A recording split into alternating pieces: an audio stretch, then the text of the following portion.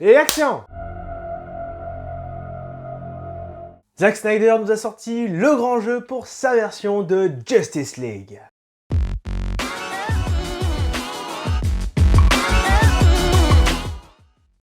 Bonjour à tous et bienvenue sur Media Show pour cette nouvelle vidéo sur le film Justice League, la Snyder Cut qui, après plusieurs années de mouvements sur les réseaux sociaux avec le hashtag Release de Snyder Cut, est enfin sorti en achat digital le 18 mars dernier. La sortie DVD Blu-ray a d'ailleurs été annoncée la semaine dernière à partir du 9 juin prochain. C'est déjà précommandé pour ma part. Sans plus attendre, comment Zack Snyder a-t-il sauvé la Justice League? La réponse à cette nouvelle médiacritique. Attention, cette vidéo contiendra quelques spoilers.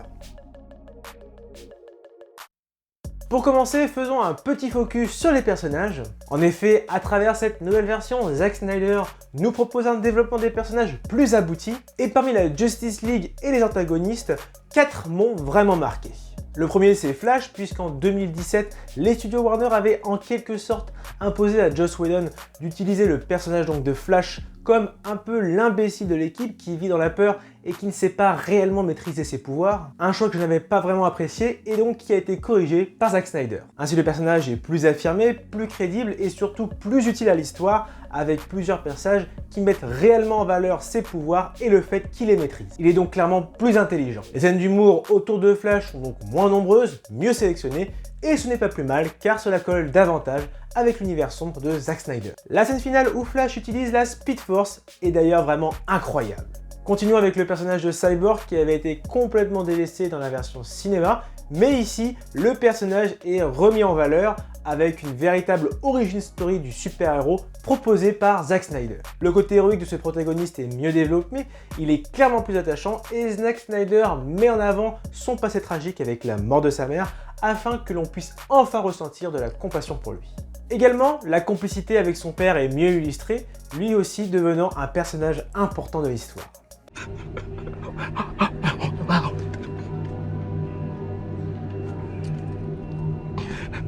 Côté méchant, c'est un changement drastique pour le personnage de Steppenwolf qui est nettement plus impressionnant et imposant, notamment lors de la scène finale où la Justice League rencontre plus de difficultés à le vaincre. Également, la quête de Steppenwolf pour retrouver les Moverbox a été complètement revue, moins bâclée, plus grandiose et on sent réellement les difficultés que rencontre Steppenwolf pour les retrouver, notamment le dernier cube face au père de Cyborg, ce qui lui permet d'être plus crédible dans l'histoire et d'exposer davantage ses faiblesses. Et enfin, le quatrième personnage, c'est Darkseid qui a très peu été évoqué dans la version Whedon en 2017 avec des ambitions réellement vagues. Snyder change la donne et l'introduit comme le méchant suprême tout en conservant une part de mystère jusqu'à la scène finale, bien sanglante d'ailleurs,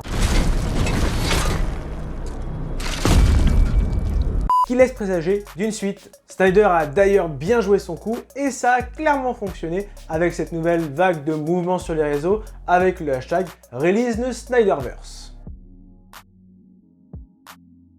Proposer un film de 2 heures sur la Justice League, c'était le projet casse-gueule en 2017 de la Warner et de Joss Whedon après le départ de Zack Snyder. Le scénario de l'époque, bien que plaisant, avait subi de nombreux raccourcis et de nombreuses scènes avaient été supprimées.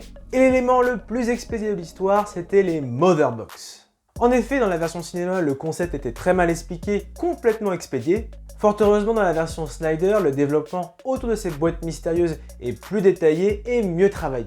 Le flashback est d'ailleurs vraiment incroyable avec cet affrontement grandiose. Le réalisateur en profite également pour ajouter quelques passages explicatifs, notamment celui autour du personnage de Wonder Woman qui est vraiment intéressant et qui lui donne en quelque sorte un côté aventurière Tomb Raider vraiment appréciable. De plus, comme expliqué précédemment, la quête des Motherbox a été complètement repensée.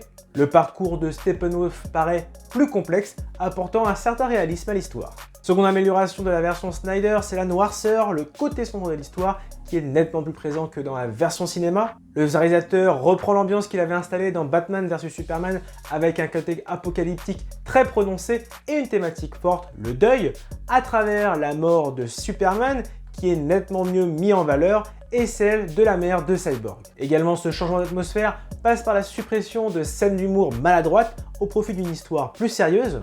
Quelques scènes drôles sont bien évidemment conservées, mais plus intelligentes. Wonder Woman. Tu crois qu'elle pourrait s'intéresser Plus jeune qu'elle? Elle a 5000 ans, je te ferai remarquer. Tout mec est plus jeune qu'elle. Cependant, il reste tout de même quelques défauts dans cette version Snyder. Le premier étant la présence de longueur avec certains passages assez longs de décor. Le second, c'est l'ajout de personnages sans réellement leur apporter de valeur ajoutée. Le Joker durant la scène finale qui, à part lui offrir une nouvelle facette, n'est présent que pour le fanservice. Puis le martien Manhunter qui fait une apparition mais sans réelle importance. Il apparaît également durant l'épilogue mais n'apporte rien d'intéressant à l'histoire, sauf si un second volet voit le jour, mais c'est peu probable.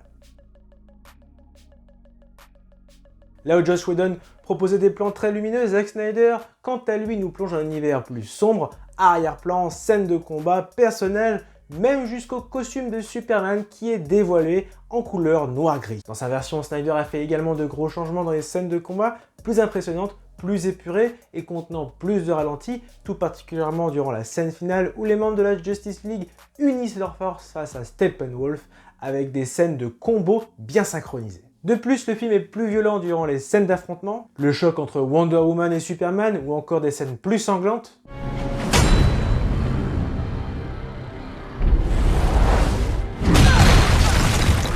Toujours à propos des scènes de combat, Zack Snyder nous propose plus de plans larges. Le jeu de diffuser le film en 4 tiers de la part de Snyder est assez étonnant, mais justifié afin de gagner en verticalité. Enfin, la bande originale est plus marquante et plus épique que celle dans la version cinéma. J'ai particulièrement apprécié l'ajout de chant dans la soundtrack de Wonder Woman. Le seul véritable point négatif de cette mise en scène, c'est le côté numérique un peu trop prononcé durant les scènes de combat.